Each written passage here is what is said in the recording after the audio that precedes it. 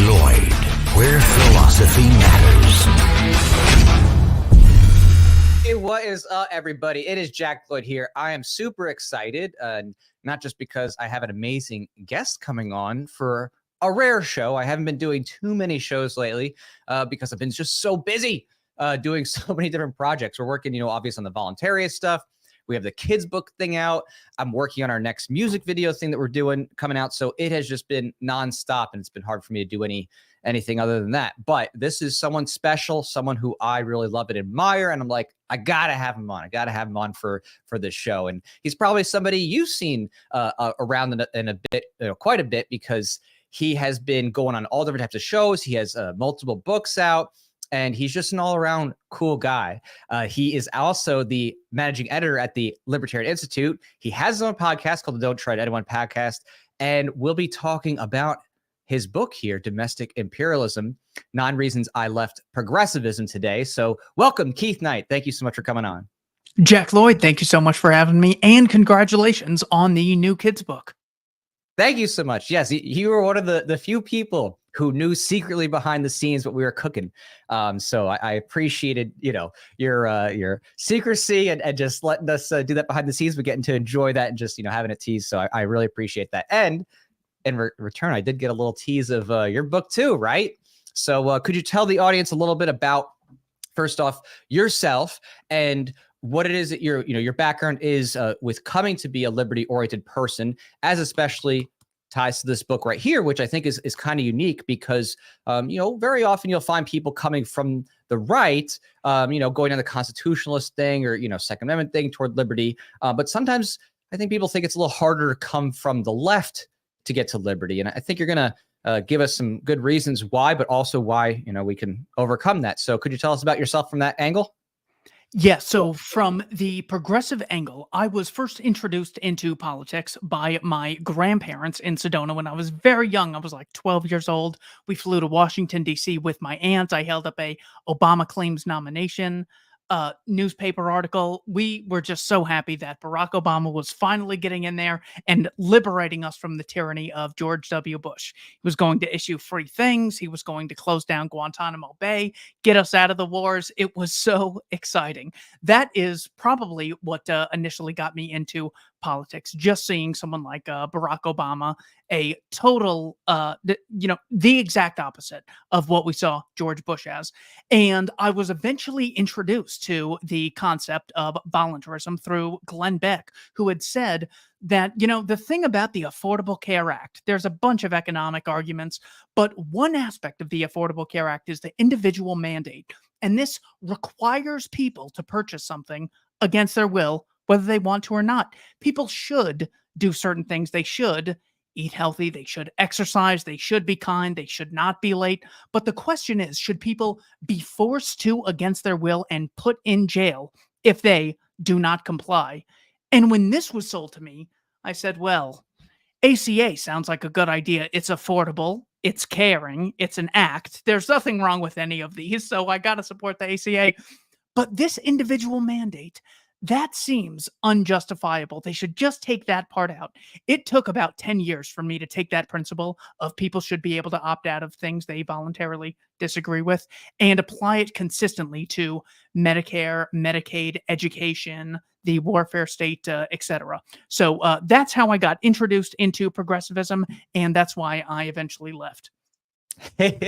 Well, that is a common trope these days. I certainly know lots of people who, for them, their upbringing was the Obama era in the political world, where he was going to be their savior. Certainly my wife, she was like that. She came from that side. We're like, oh yeah, Obama's great. So, it is always fascinating to me to see people come from that angle and the ways that they overcome those things, because it's so often about the aesthetic and just, looking good and proper. And, you can do whatever you want with government as long as you're just polite about it, kind of thing. So I did read your book, and I found it, fascinating as always with what you do, because in here, there's a lot of topics that I think people often come across when they're talking to progressives. And what I've seen is a lot of times, utilitarian outcome-based things, right? These like kind of end goals that people have in mind. So could you tell us a bit about what it is that you were thinking when you wrote this book, and what you really wanted to communicate to people to get them, to have the most out of this book?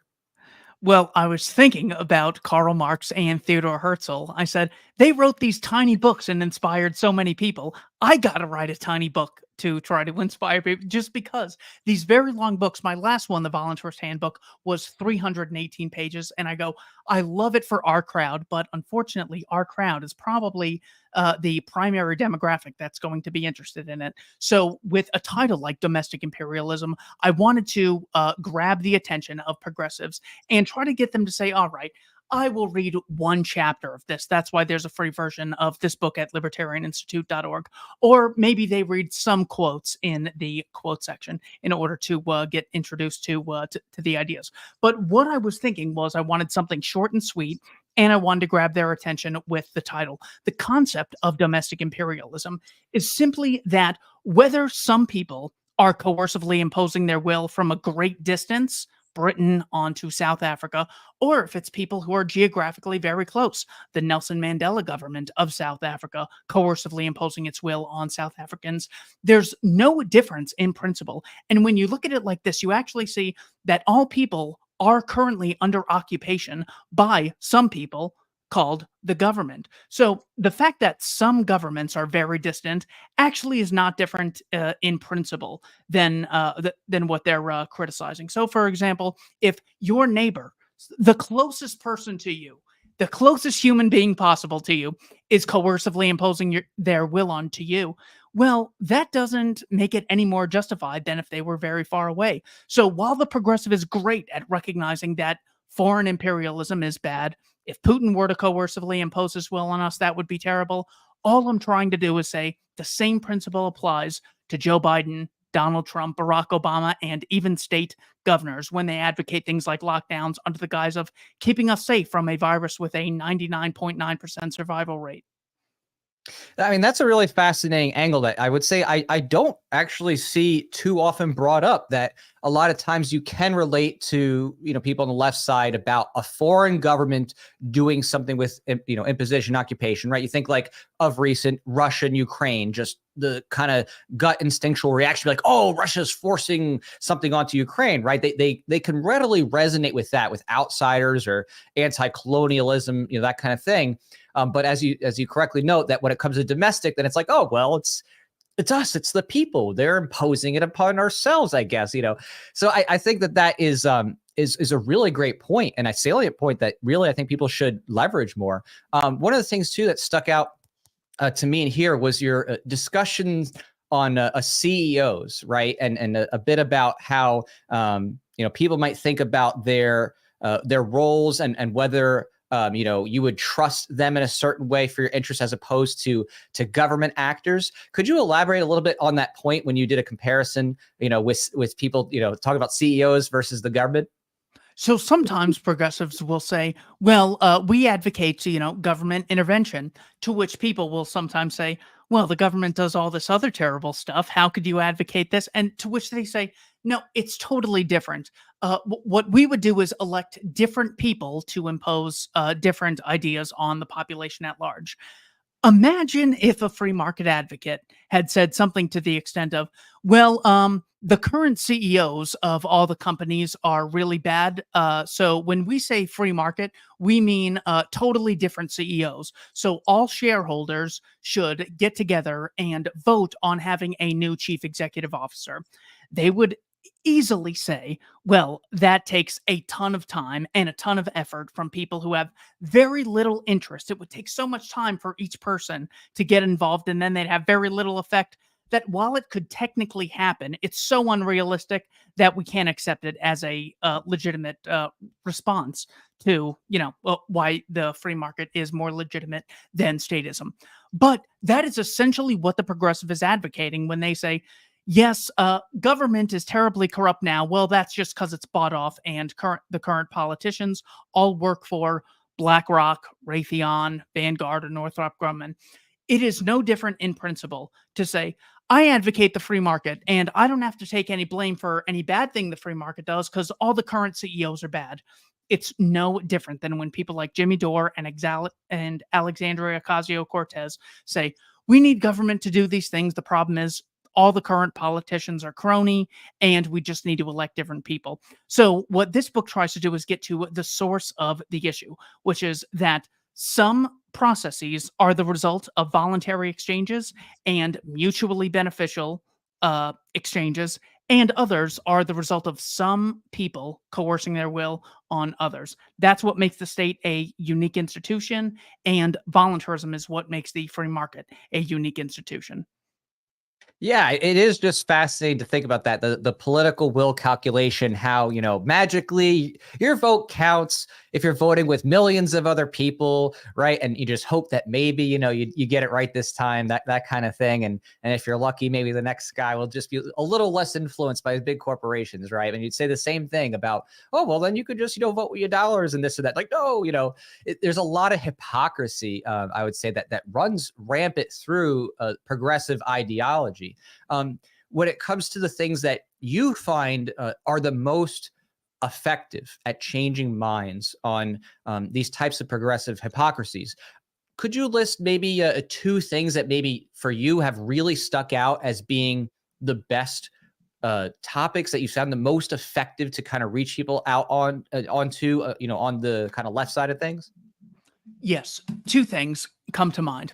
One is the concept of the central premise of what we're actually advocating. If people define capitalism or the free market as making money above all else, well, then it kind of means that people are more or less interchangeable objects and seen as ends, or simply a means rather than as an end in and of itself. What I advocate is people decriminalizing all capitalist acts between consenting adults. So this doesn't mean that we automatically approve of everything that every person that every person does within the voluntary realm. However, it means people should not be caged and shot if they resist, if they engage in such an activity. So when I use that terminology, then people say, well, for the same reason, maybe you should be free to vote your conscience. Well, your vote, your 1 in 10 million vote, doesn't necessarily decide the outcome. But when it comes to where does your kid go to school? What job do you have? What products and services do you purchase? Who do you interact with? Well, the government's constantly regulating those through compulsory education laws, with immigration restrictions, with trade and tariffs restrictions. So the government, in one aspect, is explicitly engaged in economic suppression, while these people are on such a high horse about the importance of avoiding voter suppression. The reality is, if your vote was taken away, whether it goes into the ballot box or into the shredder, it actually doesn't make a difference. As a whole, yes, maybe it could if, 20 million people had their vote stripped from them. But the more important thing is that people are able to get the job they want to without having to engage in occupational licensing. I use an example in the book of Dr. Rex Archer, who's the head of the Kansas City Medical Association, I believe, where he explicitly says that what we do when people are caught giving homeless people food without a permit is we pour bleach on the food, but we make sure everyone sees in order to scare everyone away from eating the food. In the case of Jay Austen and Elvis Summers, the police officers in both California and Washington, D.C. confiscated tiny homes that were built for homeless people because they weren't up to code. So instead of giving people an alternative, which they could voluntarily purchase or associate with, the state made the alternative impossible to achieve. And it's not like these people ended up living in mansions or eating foie gras in the case of the homeless people who had their food with bleach poured all over it. They got no food and no house as a causal result of the state coercively intervening. That's what's so terrible about it. So the first thing that I advocate is, if you actually care, Mrs. Progressive, about empowering the individual, advocate for decriminalizing all capitalist acts between consenting adults. Second thing is the concept of equality, which the progressive is frequently advocating for the same reason that blacks and whites should be equal. We shouldn't have something like white supremacy, where only some people have to abide by rules and other people don't. Well, the concept of government supremacy is not that different in person. If one group, the state, has a right to print money at its will. They have the right to issue taxes, and no other group has the right to. They have the right to coerce labor against people's will under the guise of the draft or the Selective Service Act. If one group has the right to engage in compulsory education, where you have to send your kids to their school and you have to fund this educational facility, that clearly is a double standard. That's very unequal. And then there's the legal double standard, where people like Joe Biden can murder 7 children on, I want to say it was August 29th of 2021, where he had a strike in Kabul, Afghanistan that killed 10 civilians, 7 of which were children. These explicit double standards are what all statists generally advocate. And I think progressivism is the most popular, most widely accepted version of statism today. That's why I oppose it. So, advocating a decriminalization of all capitalist acts between consenting adults and embracing a true idea of equality, those are the 2 things I focus on when communicating with progressives.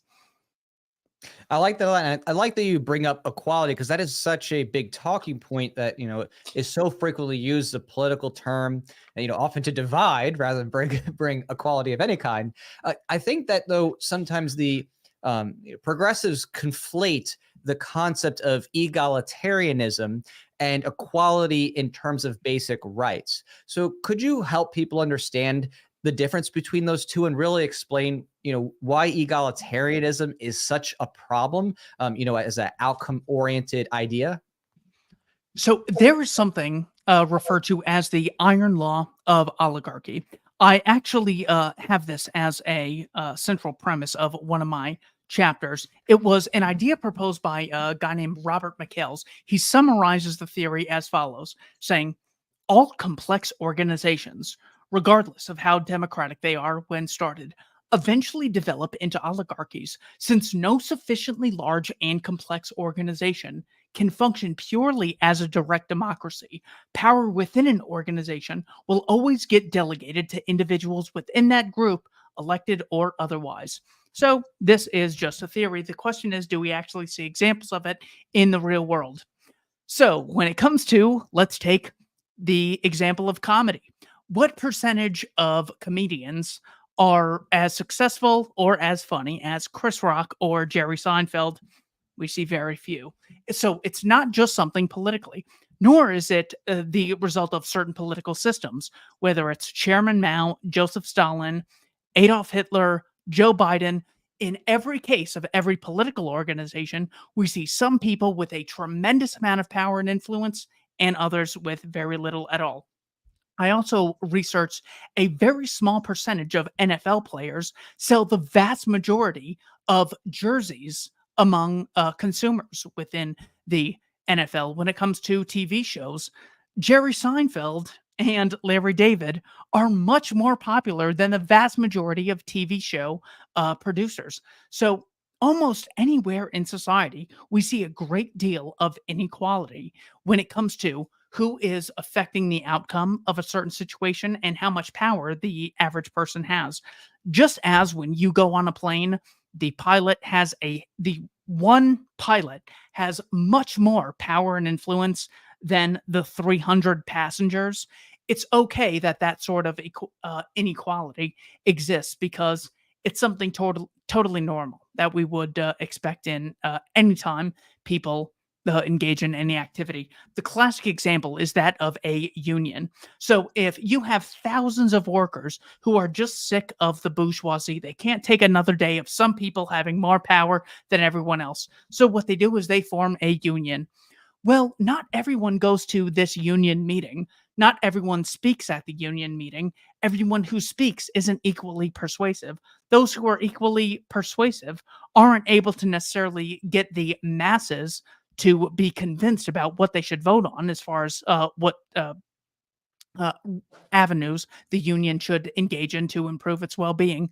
So what ends up happening with unions is you have Jimmy Hoffa and a few of his friends controlling the entire union. Every time people interact, some domineering personalities have much more power than others, so you end up with a few people having a ton of power and the average person not having much. What the progressive does is they say this is unique to capitalism. This is unique to the free market sector. it is not the case. Even in the case of socialist countries, even in the case of democratic socialists today in America, what percentage of Alexandria Ocasio-Cortez followers have as much power and influence as she does? What percentage of Bernie Sanders followers have as much power and influence as he does? Or Ro Khanna, or Ilhan Omar, or Rashida Tlaib, or all the professors who advocate progressivism? A very small percentage. So that focuses on egalitarianism as far as people having an equal say in the result of a certain outcome. The genuine equality that libertarians advocate is equality among rights. No person has the recognized right to take a penny out of your pocket or take a second out of your time unless you choose to voluntarily associate with them. That is the main difference between the equality that libertarians advocate and the equality that progressives advocate. Yeah, I think that's just a great explanation that when it comes to this idea of differences in outcomes, that naturally there's going to be different people with different talents, specializations, and abilities. And you had a common one that I hear brought up, like Mondragon, where they originally had a smaller socialist group. They eventually had to delegate to representatives because it's not physically possible to be able to have every person participate meaningfully, just with time factors and interest factors. And eventually you grow enough and you can't do it. So it's always going to be that each person, based on their unique talents, abilities, and interests, is going to have to delegate to some degree to others in order to move forward, because they cannot be fully involved in every possible decision. So, I think that you encapsulated that well. And I think that's a great point, that you bring to bear in your book. And one of the things I think that you do, I think not just in here, but in your other book as well, is that you give quite a few quotes that brought you gradually, slowly over to the side of true liberty and voluntarism. Is there a certain couple, maybe it could be two or three authors who really impacted you the most in this journey, and who you felt like gave you that knowledge and that kind of gusto to make it over to the other side? Yes. So the first portion of the book is a extension of a speech I gave at the University Club in Tempe, Arizona, some years ago. And the second portion of the book is a collection of quotes from books that I've come across in the last probably 10 or 15 years of just reading, where when I come across a quote, I said, God, I wish I would have come across that 10 or 15 years ago. Those last 30 Facebook posts would have been so much less stupid had I come across this quote earlier. That's why the second portion of the book is dedicated to quotes. So the first one that I have is from Michael Malice. And this is actually just a tweet. It's not even from a book. Malice says, if the government didn't have a monopoly on security, only rich people would have security. Just like when the government got out of other businesses. The only cars produced were limousines. The only clothes produced were tuxedos. And the only food produced was foie gras. This gets to the heart of the concept of the marketplace, where there's a built-in incentive for producers, whether they are completely kind or completely evil. They have an incentive to produce for the masses, whether it's Cornelius Vanderbilt providing steamships services to the average person by lowering the cost, or it's Henry Ford increasing access to the Model T, or if it's the Wright brothers increasing access to air travel, or if it's Jeff Bezos drastically increasing people's access to books. In every case of so many people getting rich, the only way through a free market process is to create something that people wish to purchase voluntarily, whereas previously they did not have access to such a thing. So when it comes to the case of security, I actually learned this while I was working in the IT field. It turns out people's most valuable security, their business and their money, is mostly protected privately. So when my bank account was unfortunately hacked, I'm almost positive I know who it was, but I'm terrified to expose him on the off chance I'm wrong. When my bank account was hacked, I actually got a text message on my private for-profit phone with my private for-profit phone service from the private for-profit bank that I associated with. They got a hold of me and said, Out of curiosity, did you authorize this insert large amount payment onto your card? To which I said no. And then they actually protected me. Notice it wasn't the FBI, it wasn't 911, it wasn't the NSA, it wasn't any of these government agencies. It was private organizations. When it comes to the realm of IT, a lot of businesses will, hope that their stuff doesn't get hacked.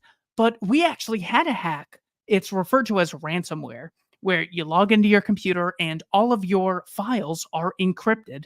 And there's a message on your screen that says, you can't read any of your current files. If you want to read them, send 250 grand to, this bank account, this routing number, and this account number, and then we'll free up your material. Well, people actually got a hold of us, a private organization. They didn't call the FBI. They didn't call 911. The thought of anyone calling 911 and saying, I've experienced ransomware, send a police officer to free me or to save me, is so ridiculous. So far from the Owen Benjamins of the world being correct and saying, oh, libertarianism is just some, ideal theory you have in your head. Actually, it's around us constantly all the time. And it's not just people protect, their printer or something small with private security. Their most valuable assets, banking and their entire business portfolio, are all protected with private security. Groups like WebRoot and SentinelOne protect you from viruses. Google Drive has its own security.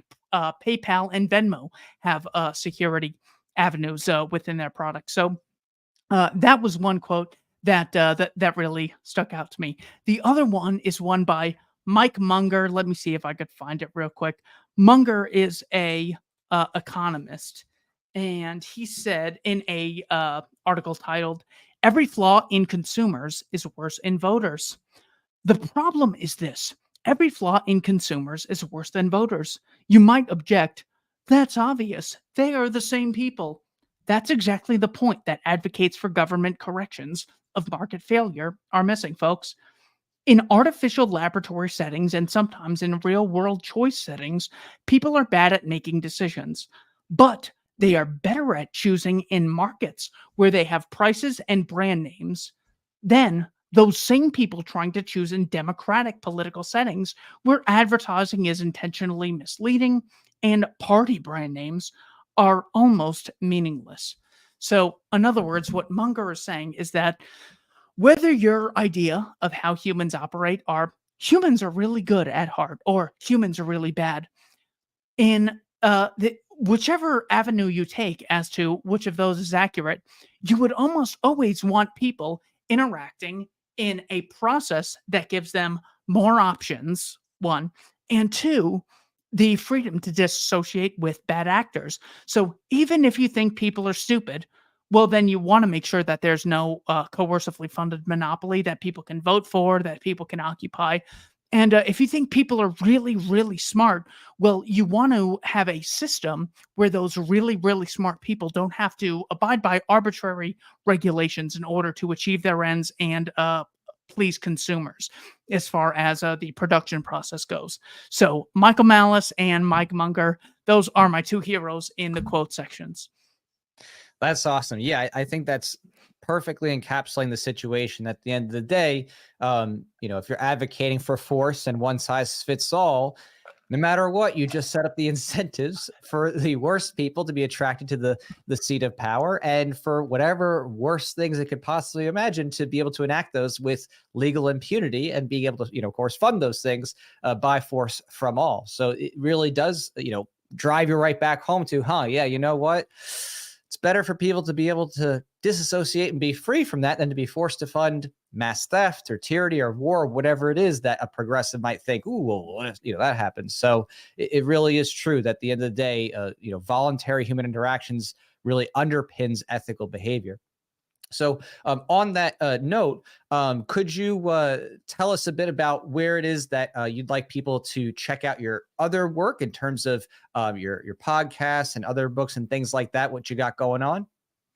As far as where people can check out my other work, everything can be found at libertarianinstitute.org. That's where my podcast is. That's where all the video archives are. That's where all my blog posts are. libertarianinstitute.org.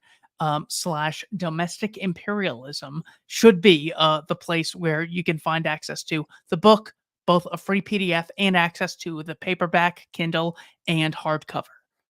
That is easily the best place to find me. I figure if I give people 4 things, they won't go to 4. But if I give them 1, they'll go to 1. So libertarianinstitute.org, that's where you can find me.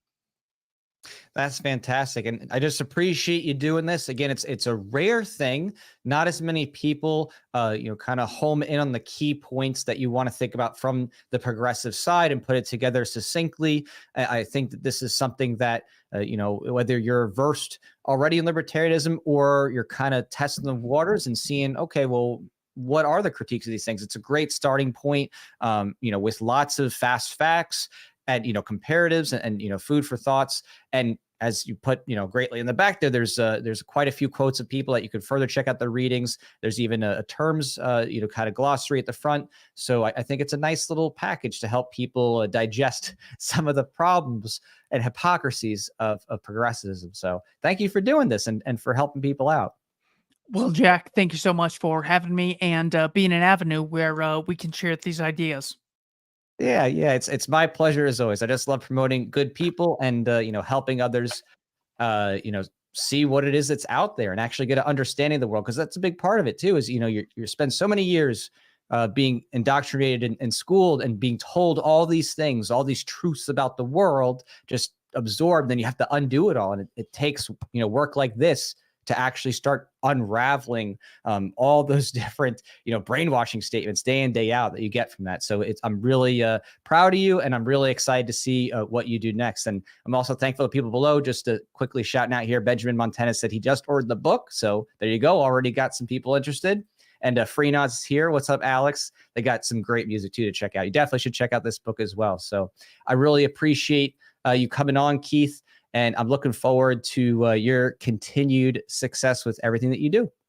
Appreciate you, Jack Lloyd. Take care, brother. Take care. Zero State with Jack Lloyd, where philosophy